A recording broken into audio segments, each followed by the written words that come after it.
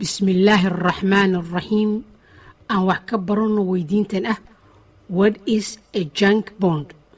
سيانو فانو قيحدة بون فضلا كده يسلفاق هوسي سيدو كالي هدي آن حسوسنو شرحات دي تنكو الرئيسي وحان كغسو هذا اللي Credit Rating Agency oo aan ku sheegnay marka aan sharxi doono junk bond ayaan kaga hadli doonaa labada nooc ee loo kala saaro qiimeynta deymanka oo ah investment grade iyo non investment grade.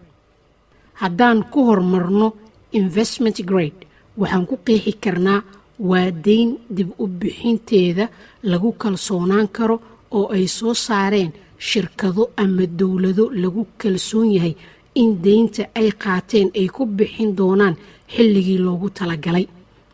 sidoo kale waxaa maalgashta warqadahan maaliyadda ee haysta qiimeynta investment grade dadka aanan jeclayn inay khasaaraan sidoo kalena helaan dakhli joogto ah.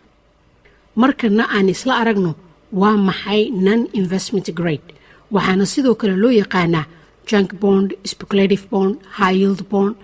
waxaan ku qeexi karnaa inay tahay deyn dib u bixinteeda ay hooseyso oo shirkadihii saddexda ahaa ee badi haystay suuqa qiimeynta deynta waxa ay ku qiimeeyeen inay tahay deyn dowladda ama shirkadda soo saartay aanan lagu kalsoonaan karin inay deyntaa ku bixiyaan waqtigii lagu heshiiyey. ogow mar waliba oo deynta khasaaraheeda uu badan yahay dulsaarka waa la kordhiyaa.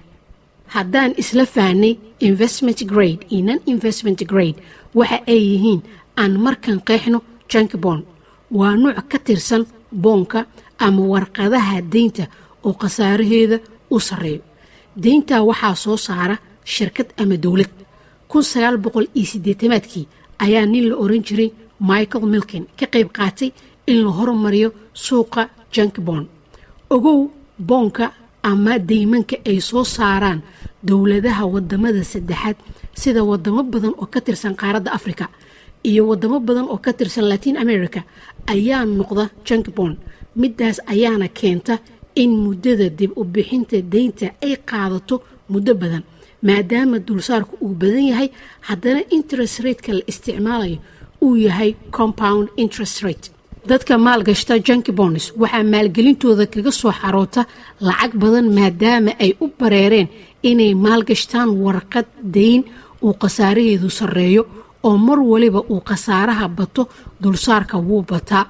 ogowna sidaan horay uga soo hadalnay in dulsaarku yahay xaaraam. xog dheeraada oo ku saabsan bondholder, compound interest rate, sidoo kale credit rating agents fadlan ka dhegeyso lifaaqyada hoose oo aan hadda kor kaga soo hadalnay. mahadsanidin waa inoo markale haddii rabbi idmo.